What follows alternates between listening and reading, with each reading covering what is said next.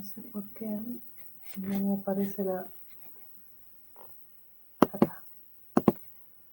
Ahí está mejor. Muy bien.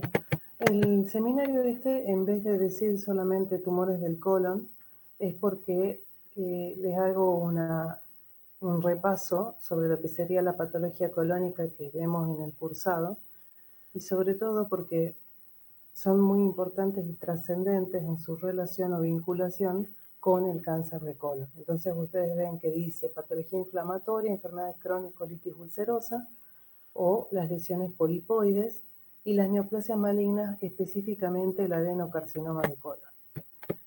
Entonces fíjense, esta es la patología inflamatoria que nosotros podemos destacar. Fundamentalmente, la enfermedad de Crohn y la colitis ulcerosa como diagnósticos diferenciales. Una de las entidades, como es la enfermedad de Crohn, se presenta en adultos jóvenes, al igual que la colitis ulcerosa. El sexo, hay un predominio en mujeres para el Crohn y la colitis ulcerosa, en cambio, es para ambos sexos similar. En el cuadro clínico, los dos cuadros debutan con diarrea, nada más que uno lo va a hacer como si fuese una diarrea malabsortiva, pastosa, como esteatorreica, y se asocia a periodos de reactivación y remisión con la aparición de fístulas. En cambio, la colitis ulcerosa es una diarrea sanguinolenta con moco. Es diferente a la pastosa del Crohn. Las manifestaciones extraintestinales son frecuentes en las dos entidades, así que los pacientes suelen tener uveitis, colangitis, poliartritis, anemia y otras entidades menos frecuentes, pero como acompañantes a estas enfermedades. Y la localización también es distinta, porque la enfermedad de Crohn lo hace en el colon terminal y en el ciego. En cambio, la colitis ulcerosa predomina en el colon, casi nunca en el intestino delgado. Y aunque es una pancolitis, uno puede identificar que el recto siempre es el sector mayormente comprometido. En cuanto a la macroscopía, es una lesión parcheada en el pedrado para el Crohn, y en cambio para la colitis ulcerosa se va a ver como una lesión difusa que está más limitada a la mucosa y que justamente como su nombre lo indica, tiende a la formación de úlceras. En cuanto a la microscopía, ustedes acuérdense que enfermedad de Crohn es una patología transmural, por eso es capaz de unir dos asas intestinales o una asa intestinal a la pared y dar la forma anatomopatológica de la fístula. O sea, ustedes pueden ver una fístula. En cambio, la colitis ulcerosa son justamente lesiones ulceradas que afectan mayormente a la mucosa, aunque hay un estado de complicación de la colitis ulcerosa, que es el megacolon tóxico, en el cual esas úlceras pueden transformarse en transmurales y perforarse la pared colónica y el paciente desarrollar un cuadro muy grave, y también muchas veces mortal, de sepsis. Otro ítem importante es que, por ejemplo, la reacción linfoide es más importante en la enfermedad de Crohn que en la colitis ulcerosa. Granulomas se forman hasta en un 35% de los casos en el Crohn y están ausentes en la colitis ulcerosa. Y las fístulas, como les contaba recién, están presentes en la enfermedad de Crohn y no se encuentran identificados en la colitis ulcerosa. Cambios arquitecturales del epitelio, alteraciones y atrofia con pérdida de criptas es más común en la enfermedad de Crohn, y ambas se consideran lesiones precursoras para el cáncer de colon. A 10 años nosotros sabemos que es probable que una colitis ulcerosa desarrolle un adenocarcinoma del colon. Y a qué llamamos pólipos o lesiones polipoides en el colon. Ustedes recuerden que hay una descripción macroscópica de qué es un pólipo, que es una simple proyección de la luz hacia el órgano y que se pueden clasificar en sesiles pediculados y subpediculados, pero que estos pólipos pueden ser pólipos neoplásicos o pólipos adenomatoides, verdaderos adenomas o proliferaciones del epitelio glandular, y los pólipos no neoplásicos, que son el hiperplásico, el amartomatoso, esporádico o genético, y los pólipos inflamatorios. Nosotros estudiamos como lesión precursora del adenocarcinoma de colon al pólipo adenomatoso o adenoma. Y fíjense, todos estos son síndromes polipósicos digestivos. Algunos se encuentran asociados a trastornos mucho más importantes que solamente tener pólipos en el colon, pero miren, para decir una definición, acá tienen la presentación media o edad de la vida que se va a manifestar mayormente la formación de los pólipos, los genes que se encuentran mutados. Miren, esta es la vía más frecuente de mutación, que es la APC beta-catenina. Acá tienen afectada la vía del PTEN en el síndrome de Cohen, que no es tan frecuente. Y acá están las lesiones que tienen generalmente en el tubo digestivo. La esclerosis tuberosa, fíjense que los pólipos son amartomatosos. O sea, no son pólipos verdaderamente proliferación del epitelio glandular, sino que puede ser, por ejemplo, tejido adiposo y la mucosa que lo reviste, esa proyección, es un epitelio glandular normal. Acá hay otro síndrome que también tiene de Cronkite, Canadá, que también tiene pólipos amartomatosos, pero desde el estómago hasta el tubo digestivo. Nos vamos a centrar sobre todo en la poliposis adenomatosa familiar, que es esta que les comenté recién, que desde los 10 años hasta los 50 aproximadamente los pacientes empiezan a desarrollar los adenomas, los múltiples adenomas, y que por supuesto se puede asociar a otras neoplasias benignas, como por ejemplo los osteomas o tumores de la glándula del tejido conectivo, como el desmoide, los quistes cutáneos, el nóduloblastoma, esos no son benignos, y el glioblastoma, con menos frecuencia. Entonces, esto tenemos que recordar porque la vía por la cual se desarrolla el adenocarcinoma es la vía de la APC beta-catenina. Y este es el pólipo neoplástico que a nosotros nos interesa, sobre todo porque lo estudiamos como lesión precursora y que corresponde a neoplasias benignas de estirpe epitelial que se caracterizan por la presencia de displasia. Entonces pueden tener un tamaño variable. Generalmente los pólipos, si están fuera de los síndromes, no de lo que hablamos recién, sino en la formación esporádica de un pólipo, se ve que predominan en el sexo masculino, que son lesiones precursoras del adenocarcinoma colorectal y que miren la edad de presentación. Está muy alejada de las poliposis familiares porque los pacientes realmente son mucho más añosos. Suelen ser silentes, o sea, no dar ningún signo de sintomatología, y el paciente debuta, por supuesto, con el desarrollo de un adenocarcinoma si hay una transformación. Entonces los adenomas pueden tener, miren la variabilidad del tamaño, entre 0,3 y 10 centímetros, pero directamente relacionado el tamaño con la probabilidad de desarrollo de neoplasia maligna. Y a partir de qué tamaño nos preocupa que el pólipo ya tenga transformación, hay un corte de 2 centímetros. Entonces, a partir de los 2 centímetros es probable que ese adenoma ya sea una neoplasia maligna, haya sufrido una transformación maligna. Pueden ser sésiles o pediculados, se parecen a una frambuesa y presentan cambios displásicos que pueden ser de bajo y de alto grado. Los pediculados, que tienen el tallo fibromuscular, es donde el patólogo, cuando el gastroenterólogo lo reseca completo, estudia fundamentalmente el tallo para ver si hay una infiltración a este nivel de un adenocarcinoma desarrollado en un adenoma. Entonces, la clasificación microscópica es tubulares, vellosos y túbulo-vellosos, y en el momento del diagnóstico pueden albergar un adenocarcinoma, porque como les dije, transcurren silentes en su crecimiento. Entonces, esta es la frambuesa clásica, con la mucosa, con los pliegues característicos que convergen hacia la lesión, porque la lesión los tironea, los deforma, los pliegues del tubo digestivo. Este es un poco más de aspecto vellosa la superficie, y fíjense si ustedes analizan acá este eje conectivo vascular, esta es la copa o proliferación del epitelio glandular que remite cambios displásicos. Bueno, continuemos.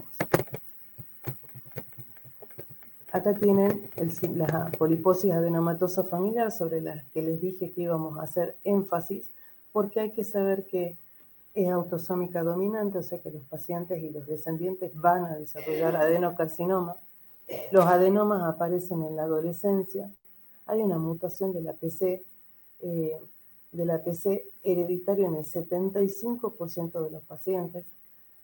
Tienen más de 100 pólipos en el colon, entonces el adenocarcinoma se desarrolla en el 100% de los casos no tratados.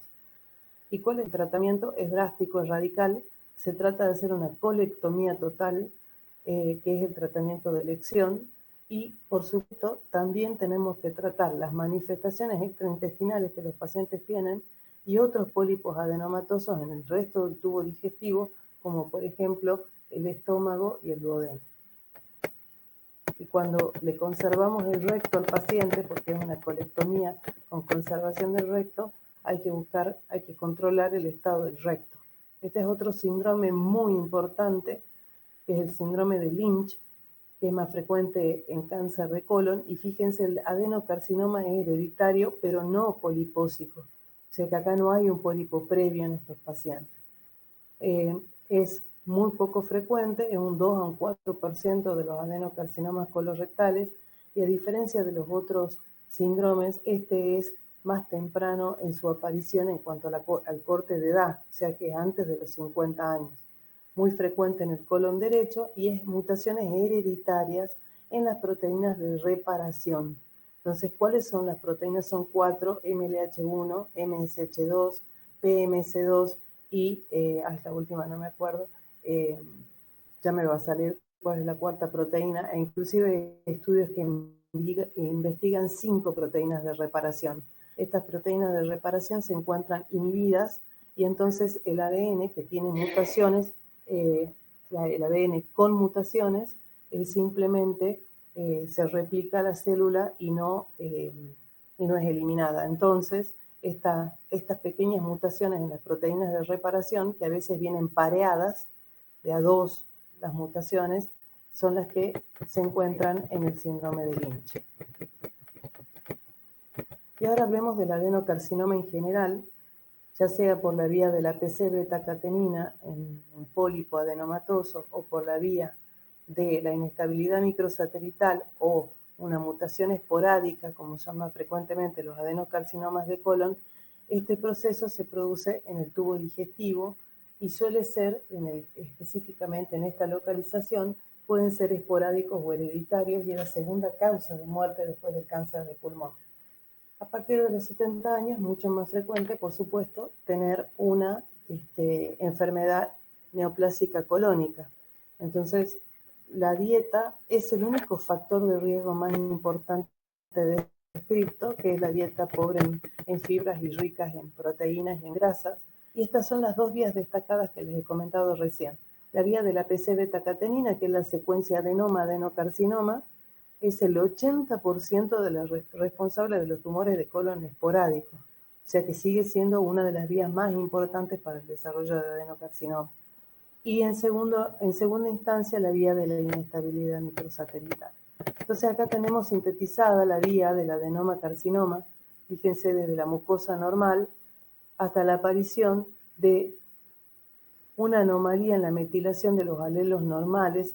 Ese es el segundo golpe, porque el primer golpe en realidad está dado por alteraciones hereditarias o adquiridas en los genes supresores de tumores. Después simplemente hay un segundo golpe a nivel de los alelos y finalmente que empieza a producirse la proliferación, una proliferación que tiene alteraciones citoarquitecturales, que puede ser, esta es la morfología de un sésil y es la morfología de un pólipo pediculado. Continúan las mutaciones del KRAS, del TP53, esta más importante es la que uno debería recordar, y entonces hay una pérdida de los genes supresores y hay una sobreexpresión de COX-2. Y otras mutaciones más van a acontecer, por supuesto, porque el cáncer siempre va a ser son múltiples los golpes mutacionales que van a dar lugar a las neoplasias y finalmente esta proliferación adquiere capacidad de invasividad y de metástasis. Esta es la vía de la inestabilidad microsatelital, donde hay pérdida a través de mutaciones de la línea germinal o somática, o sea, o es hereditario o es adquirido, pero puede haber una pérdida de estos genes que son los que producen la reparación de los errores. ¿Y qué es lo que pasa con esa reparación? Con esa reparación que se ha perdido, hay una inestabilidad de los microsatélites y se produce esta proliferación epitelial glandular que también adquiere otras mutaciones acumuladas que le permiten la invasividad, la proliferación, invasividad y metástasis. Entonces, estos son los genes que regulan el crecimiento, diferenciación y apoptosis, que son los que están alterados. Otra vez aparece el BRAF acá como uno importante. Estas proteínas, acá están todas, no me acordaba recién de una que es el PMS1, PMS2, MSH1, MLH1, MSH2 y MSH6. Entonces yo, por ejemplo, en el hospital, dentro del programa de cáncer hereditario, porque está sumamente relacionada a patología hereditaria, podemos ver que si estas mutaciones por técnica de inmunistoquímica están presentes en el paciente, en el tejido tumoral del paciente. Y si estas mutaciones no estuviesen presentes y están expresadas las mutaciones de las proteínas de reparación, el paciente recibe una terapéutica especial para cáncer de colon.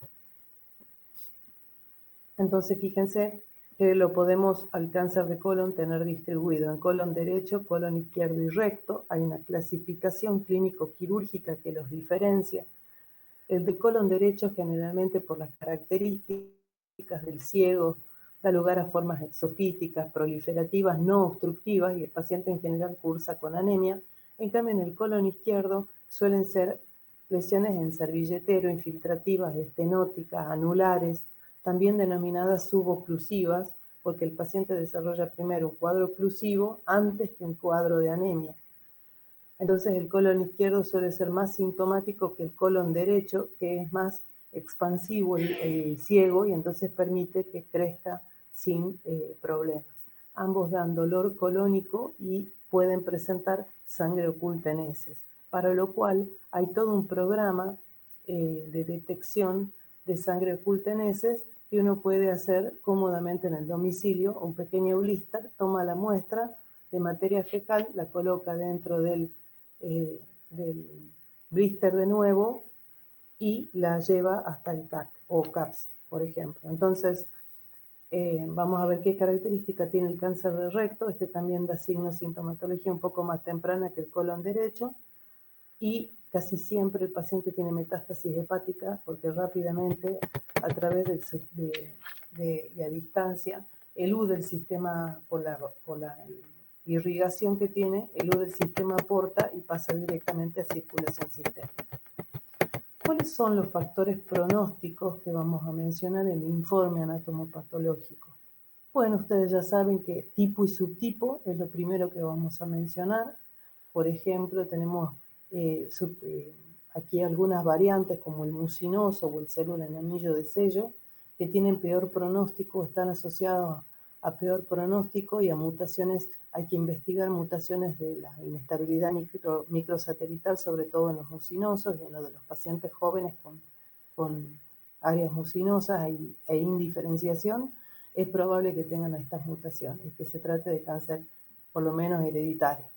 El grado de diferenciación, que siempre lo vamos a dar, si es bien diferenciado, moderadamente diferenciado o poco diferenciado, y la profundidad de la invasión, si en el sistema TNM, en el T, está muy bien especificado qué estructuras compromete el cáncer de colon.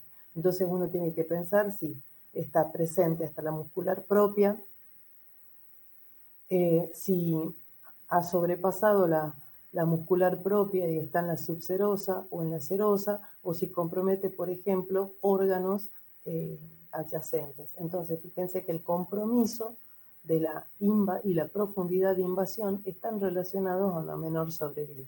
El compromiso peritoneal, por supuesto también en la estratificación TNM, va a denotar que hay un peor pronóstico para ese paciente, dado que ya la diseminación se va a hacer por vía peritoneal.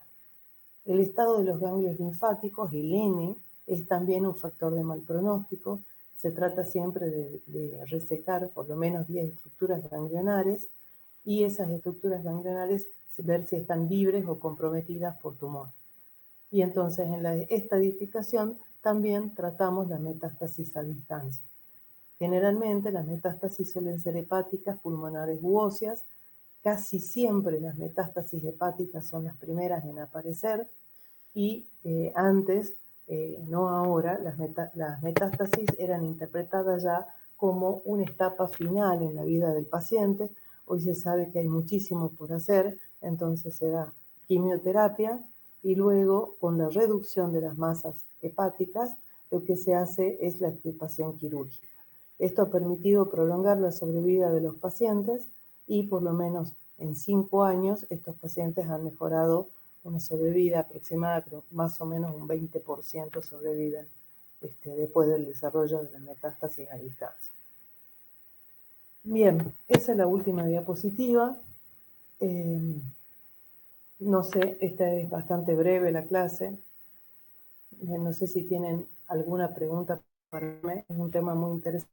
Ustedes lo pueden, como ya hemos presentado mucha imagen del adenocarcinoma del colon y en el adenoma, no insistir, pero ustedes díganme si tienen alguna pregunta.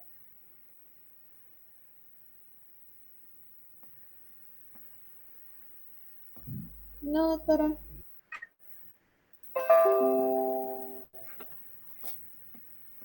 Ya estoy con ustedes un segundo. ¿Ninguna pregunta sobre adeno de colon? Adenocarcinoma de colon. Es bastante sencillo si lo toman a esto como un esquema. Van a tener resuelta todo el trabajo. Bueno, si no hay ninguna pregunta, les cuento. Mañana cáncer de colon con una especialista. Ya les va a llegar el mail. Por favor, no dejen de estar mañana. Profe, ¿cáncer de cuello uterino? Perdón, cáncer de cuello uterino. No sé qué le dije recién. Es cáncer de cuello uterino. Para mañana. Ok, doctora. Bueno, doctora. Bueno, doctora, gracias. Muchas gracias. Muchas gracias.